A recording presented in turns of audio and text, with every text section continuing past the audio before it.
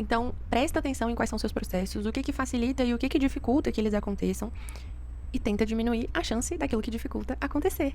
E torne mais fácil aquilo que facilita acontecer.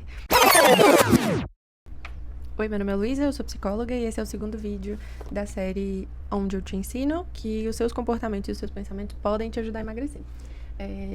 Eu tô aproveitando essa série para também aplicar essas ideias e os comportamentos e a atenção aos meus pensamentos, porque agora, da metade do ano de 2024 pra cá, eu acabei ganhando bastante peso e bastante peso, parece que foi muito, pra mim foi bastante, eu cheguei num peso que eu nunca tinha chegado antes. E, no último mês, acho que eu já consegui diminuir uns 3 quilos na balança. E não tô fazendo nenhuma dieta restritiva, não deixei de comer chocolate. Hoje, inclusive, comi um Big Mac.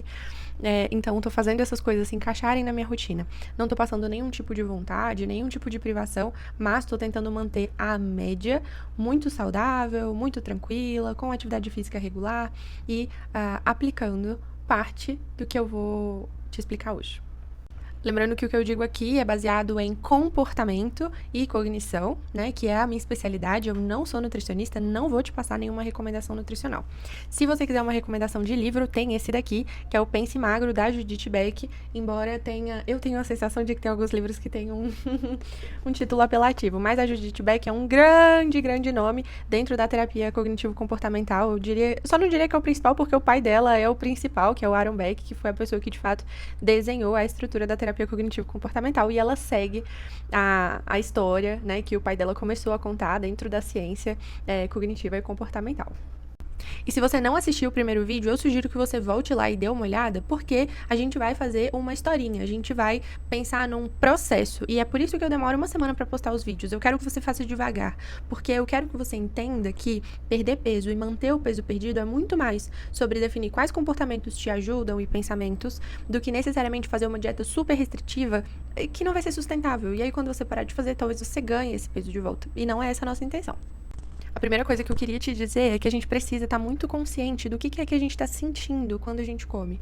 E quando eu digo isso, eu me refiro a como eu estou me sentindo antes e como eu me sinto depois. Isso vale para refeições principais, mas também vale para aquele momento que eu tô com uma vontadezinha de beliscar. Então, o que eu preciso fazer? Na hora que eu sento na frente do prato, eu posso respirar e posso me perguntar como é que eu tô. Eu posso me perguntar como é que eu me sinto diante daquele prato, o que eu sinto diante daquela comida, se eu penso que é uma coisa que vai me nutrir, que vai me fazer bem, ou se, por outro lado, eu posso estar pensando em não sei, ser uma comida sem graça, tô comendo uma marmita, né? E pensar sobre como é que você se sente, sem nenhum tipo de julgamento, tá? É importante a gente entender também como é que a gente tá naquele dia. E já tem um vídeo aqui que fala sobre regulação emocional. E eu vou deixar até o card aqui. Porque o que acontece? Se eu tô num dia estressada, ansiosa, triste, talvez isso impacte a minha fome, a minha percepção de saciedade. E muitas vezes a gente acaba utilizando, até por falta de repertório, a comida como uma forma de regulação emocional. E se você tende a fazer isso, eu recomendo que você veja o vídeo de regulação emocional, como é que você pode lidar com as suas emoções de outras formas que não pela comida. Porque simplesmente não funciona. Né? Se a gente só usa a comida como forma de regulação emocional, a gente se torna refém desse tipo de comportamento, e aí, no fim das contas, a gente não consegue perder peso, a gente não consegue ficar feliz com a nossa aparência. E no fundo, depois que a gente termina de comer, a gente já não sente mais aquele alívio que talvez a gente tenha sentido na primeira mordida. A gente não consegue curtir a experiência de comer aquela comida. Então, observar como você está e cuidar do que você está sentindo é interessante antes de comer. E aí, se você perceber, por algum acaso, né, que você comeu, de fato, mais do que você deveria, ou comeu uma coisa que você não se orgulha de ter comido, eu não quero que você se julgue. Se você tá fazendo, desde o primeiro vídeo, tá acompanhando e consegue fazer o registro das suas refeições, anota isso também. Anota, eu estava me sentindo ansiosa e comi mais chocolate do que eu tinha planejado, por exemplo. Tomar consciência disso é importante. E, no fim das contas, quando a gente se permite também um erro, o pisar na bola, o extrapolar um pouquinho, e a gente não se perde na culpa, mas a gente tenta trabalhar com um pouquinho de autocompaixão com a gente mesmo, né? Como é que eu falaria com um amigo se me dissesse que comeu mais chocolate do que achava que deveria? Eu poderia ser amorosa, eu poderia ser acolhedora, eu poderia dizer, calma, vai ficar tudo bem, não é o chocolate que vai mudar tudo. Não é o chocolate que vai atrasar completamente o seu processo. A gente só precisa continuar. O que a gente precisa fazer agora? Spoiler, o que a gente precisa fazer agora não é um jejum prolongado, não é não comer carboidrato pela próxima semana, não é nada disso. O que a gente precisa fazer é só voltar ao que a gente tinha planejado. Só isso. Deslizes acontecem, vão continuar acontecendo pelo resto da vida. Relaxa.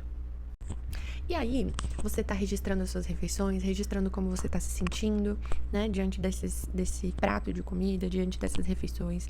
Eu gostaria que você pensasse em qual que é o seu cardápio ideal. O que é que você gostaria de conseguir seguir, pelo menos na maior parte dos dias. Eu vou te contar um segredo.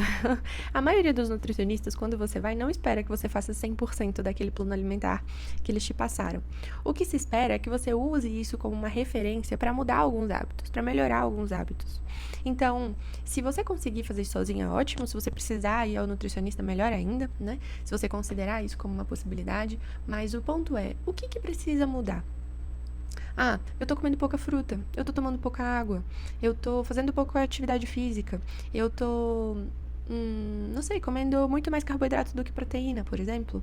A gente pode tentar fazer alguns ajustes nesse sentido. Quantidade, qualidade, antes de querer tirar o chocolate completamente. Eu não recomendo que você faça isso, inclusive. Mas, então, identificar o que é que você precisa fazer e de que forma é melhor para você. Se você não gosta de comer chuchu, não coloca chuchu na sua dieta, no seu cardápio da semana. Coloca verduras e legumes que você goste. Se você gosta de salada, coloca salada. Não vejo muita graça em salada. Aprende um molhinho para fazer, para deixar a salada mais gostosa. Como é que tempera a salada de um jeito gostoso, né? Tem algumas formas de a gente conseguir tornar os processos mais fáceis. Eles não precisam ser sofridos completamente. E aí a gente entra no debate da atividade física. Bom, qual é a melhor atividade física para emagrecer? Eu tenho 2 respostas para isso. A primeira é não importa. E a segunda é a que você tem mais aderência. A mesma coisa sobre dieta. Qual é a melhor dieta? É a que você tem mais aderência. É aquilo que funciona melhor pra você. Se você é uma pessoa que não gosta de ir pra academia, para de querer se matricular na academia. Se você não gosta, e talvez em algum momento você veja sentido nisso. Mas se agora não é esse momento, não faça. Se você gosta de aula coletiva, se você gosta de pilates, de jogar bola, jogar vôlei, futebol, basquete, se você gosta de correr na rua, pedalar, qualquer coisa, faça o que você gosta. Mesma coisa, se você gostar de luta, se você gostar de dança, faça. A melhor atividade física é aquela que você consegue se motivar para ir, que talvez você tenha um grupo de pessoas que te incentiva e te motiva, e até no dia que você não tá muito afim, você pensa, mas aí se eu não for, vai ter o fulano que vai depois mandar mensagem perguntando onde é que eu tô, eu vou ter a possibilidade de encontrar com o ciclano, né, e, sei lá, no final de semana depois da aula ainda posso sair com o pessoal da turma pra, sei lá, tomar um café. Enfim, a gente pode pensar em quais são os fatores de alguma atividade física em específico que te fariam se motivar, beleza? E aí, se eu não souber, se você não souber, você vai testar. Existem 2 coisas, né, que podem te ajudar com isso. A primeira se chama aula experimental e a segunda é diária de academia, né? Não sei, tô em dúvida entre a academia 1 e a academia 2. Qual que eu vou? Testa. Mas não tem aula experimental. Tem diária.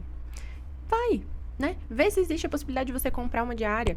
Geralmente não é super caro, assim, em comparação com quanto custa um plano mensal, é um valor considerável, mas assim, geralmente entre 20, 30, 40 reais a diária, né? Só academias maiores que acabam tendo uma diária um pouco mais cara. Mas se for para conhecer, para tomar uma decisão baseada em experiência e não somente na sua imaginação, né? Paga a diária, vai, dá uma olhada, vê se faz sentido pra você. Não fez, tá bom, não precisa voltar nunca mais. Escolhe outro lugar, outra modalidade pra fazer uma aula experimental da próxima vez. Explora as possibilidades, torna isso também divertido. A gente falou de alimentação, a gente falou de emoções e a gente falou de atividade física. E agora, pra gente poder fechar a nossa discussão de hoje, eu queria te convidar pra pensar em uma coisa. Observa quais são os pensamentos, os sentimentos, os comportamentos ou até questões externas que podem acabar gerando atrito no processo. O que é que está tornando mais difícil sair de casa? O que é que está tornando mais difícil começar a fazer atividade física, né? Pode ser qualquer uma dessas coisas que eu falei. Pode ser que eu pense, ai, mas eu tô tão acima do peso, eu vou pra academia, todo mundo vai ficar me olhando, por exemplo. Isso é um pensamento.